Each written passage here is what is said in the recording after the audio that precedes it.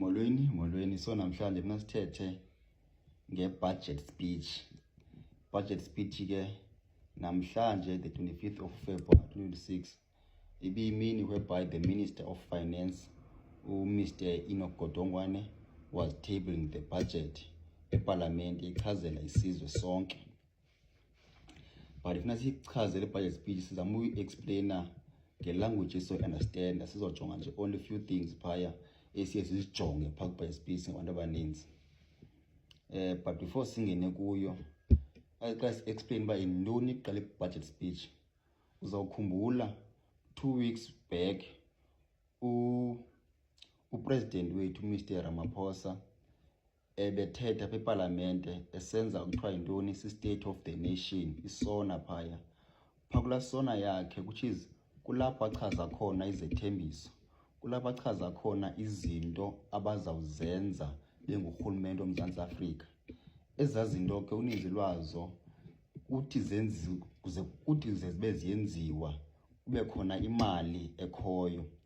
So namhlanje ke uMinister of Finance noGodongwana kulapho ebechaza khona bakhe singorhulumente sinemalenga, le mali sinayo sizoyisebenzisa kwezi zinto zilandelayo. So namhlanje biyilo mini ke basically i-budget speech i-document that outline the income, also the expenditure of the country, which is now imali abaceba bazawuyenza nemali abazawuthini abazoyispenda. Income and the expenditure of the country, which is now imali abayinayo or imali abazaba nayo nemali abacinga ba bayispenda. That is the budget speech. But now simove into seyijonga phasi kakhulu, sizojonga into eziyithunji esiye sizijonge thina singabantu abaninzi phaa kwi-budget. Yokuqala jonga under i-revenue, but phaa kwi-revenue so focusa kwinto ye-tax.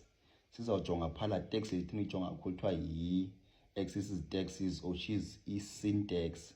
Lena ke itsala kwi-tobacco nakwi-alcohol. So ijonga uba yona inyuke yathini na or yehle yathini na, but ayivamisanga uba yehle amaxesha amaninzi yathini iyonyuka. So uthe phaya ke Mr. Godongwana phaya la tax ye-sin tax iyenyuka, abakwazi ukuyi-avoida uba mayingenyuki. Bathi ke phaya i-tax on i-20 pack of cigarette iyenyuka from 22 rand 81 cent to 23 rand 58 cent. Then inyuke nayo i-tax ye-tobacco which is phaya i-pipe tobacco, yona inyuka ngo-28 cents per 25 gram. And then iphinde inyuke nayo phaya i-cigarette tobacco, yona inyuka ngabani ngo-87 cent 87 cent per 500 gram. Then i-cigarette yona nasi sinyuka ngamalini, sinyuka nge-4 rand 56 cent per 23 grams. Injalo ke into ye-tax under i-excess taxes which is now as a sin taxes on tobacco and cigarette. And then isiphinde sijonge phaya i-tax yapha kwi-alcohol which is now phaya isawa intoni excess taxes or sin tax. Kuthiwa phaya 340 milliliter ye-can which is ye-beer or ye-cider izawuincrease, izawunyuka nayo inyuka ngo-8 cents. And then u-750 milliliter bottle of wine naye uyenyuka, unyuka ngabalini yena nge-15 cent.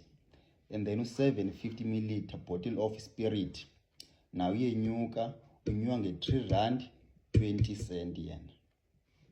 Then now siphinde siyojonga phaya under i-fuel levy, ne-fuel levy nayo iyenyuka. I-fuel levy yona izawunyuka ngo-9 cent per liter for i-petrol and inyuke ngo-8 cent per liter for i-diesel. Then siphinde sijonge phaya kwi-carbon fuel nayo iyenyuka, inyuka ngamalini yona nge-5 cent per liter for i-petrol and ngo-6 cent for i-diesel. and then siyojonga phaya iphinde inyuke phaya ilevy yekaraf kuthiwa phaya road accident fund, which is ilevy yeraf iyenyuka phaya inyuka ngo-7 cent per litre. Then kokugqibela phaya siyithanda kakhulu sibantu abaninzi sijonga phaa kwi-spending priorities, but phaa kuzo sifocusa kwi-social grants. Zona ke zinyukile again.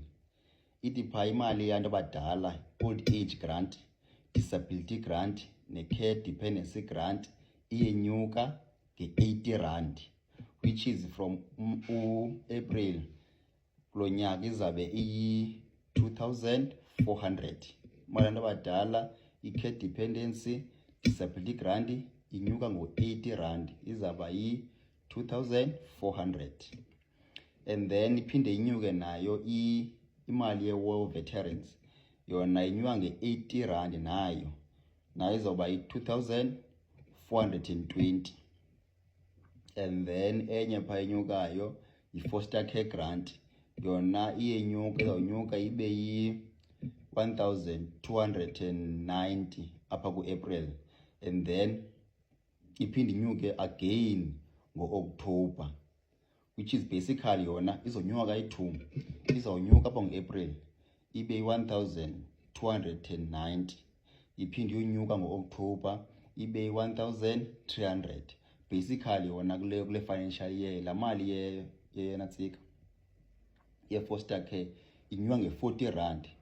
So from April uyotsho ngo-October kuzawufakelwa i-R30, then from October kufakelwe i-R10. And then size kule ngoyokugqibela kuthiwa yi-child support grant, le yabantwana imali abantu abaninzi bayijonge kakhulu. Yona inyuka nge-R20 la mali, isuka kwi-560 iya ku-580. So kube kunjalo ke under i-spending priorities, under i-social grants. Ziyenyuka imali zendodla zabantwana, zinyuka nge-500, zinyuka ziyoba yi-580. La mali yafika phaa so by next year izawufika kwi-600 la mali. Zithe chu ncembe engxamanga, ezi-R20 eziya ziyawenza umehluko. Then the last one phaya, which is le mali social reliefs of distress, nayo still iyakhontinyuwisha for the current year. So ayipheli la mali isekhona eza-370, azinyukanga azihlanga, but sisekhona nazo aziphelanga. So la mali kuthiwa yintoni, imali ye-COVID, imali ye-370 isekhona nayo.